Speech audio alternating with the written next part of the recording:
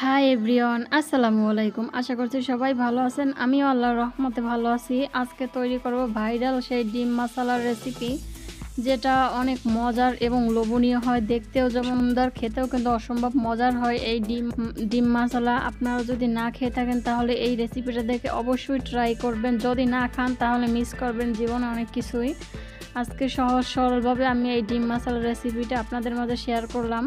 আশা করছি ভালো লাগবে। তাহলে চলেন দেখে নেই। প্রথমে এইখানে আমি 4টা ডিম নিয়েছি। আপনারা আপনাদের প্রয়োজন এবং পছন্দ মতো নিয়ে নেবেন। তারপরে একটু লবণ দিয়ে আমি ডিমটাকে এখন সিদ্ধ করে নেব। এটা হাফ বয়েল ডিম দিয়ে করলে বেশি ভালো হয়, কিন্তু আমার ডিমটা বেশি সিদ্ধ হয়ে গেছে, সমস্যা নাই। এখন আমি মশলার চাটনিটা বানিয়ে নেব। এখানে আগে থেকে আমি শসা, পেঁয়াজ কুচি, কাঁচামরিচ, ধনেপাতা কুচি করে রেখেছি। এখন নিয়ে নেব এক এক করে। পরিমাণটা অবশ্যই আপনারা আপনাদের টেস্ট অনুযায়ী এবং পরিমাণ মতো নিয়ে নেবেন।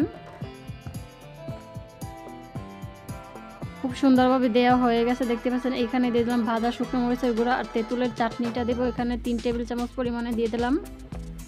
দিয়ে দেবো টমেটো সস আর কাসন্দ দেব। আপনাদের হাতের কাছে কাসন্দটা থাকলে অবশ্যই দেবেন, তাহলে টেস্টটা আরও ভালো আসে।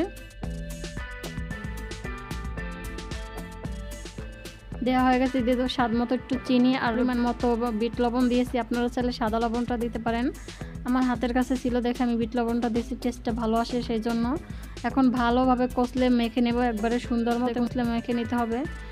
মশলাটা যত ভালো করে মাখানো হবে খেতেও কিন্তু ততটাই মজার হবে। এই মশলাটাই কিন্তু মেইন উপকরণ। খুব সুন্দরভাবে কিন্তু তৈরি করা হয়ে গেছে, দেখতে পাচ্ছেন কতটা লোভনীয় দেখাচ্ছে। এটা কিন্তু ডিম ছাড়াও খেতে অসম্ভব মজার লাগে। আমি খেয়েছিলাম শুধু, কিন্তু অনেক ভালো লেগেছে। এখন এখানে যে ডিমগুলো আমি নিয়েছি সিদ্ধ করে, সেটা আমি ছিলে নিয়েছি। ডিমটাকে মাঝখান থেকে আমি ছুরির সাহায্যে কেটে নিলাম, দেখতে পাচ্ছেন। তারপর এখন এই যে মশলাটা তৈরি করে রেখেছি সেটা আমি দিয়ে দেবো এটার ভিতরে। সুন্দর মতো কতটা লোভনীয় দেখাচ্ছে, মনে হয় এখনই খেয়ে ফেলি, এমন মজার হয় এই ডিম মশলাটা। অবশ্যই একবার ট্রাই করবেন। আর আপনাদের কাছে যদি আমার এই রেসিপিগুলো ভালো লাগে তাহলে অবশ্যই আমার চ্যানেলটাকে সাবস্ক্রাইব করবেন, লাইক কমেন্ট শেয়ার করবেন আর বেল বাটনটা প্রেস করে রাখবেন, যাতে যখনই রেসিপি ছাড়ি আপনার সাথে সাথে নোটিফিকেশন চলে আসে। দেখতে পাচ্ছেন সবগুলো কিন্তু আমার বানিয়ে নেওয়া হয়ে গেছে। এখন উপর থেকে তেঁতুলের চাটনিটা কিছুটা বেঁচে ছিল, সেটা আমি দিয়ে দিলাম সুন্দর মতো। দেখেন কতটা লোভনীয় দেখাচ্ছে, মাশাআল্লাহ। খেতেও কিন্তু অসম্ভব মজার হয়েছে। যদি না খান তাহলে কিন্তু অনেক কিছুই মিস করবেন।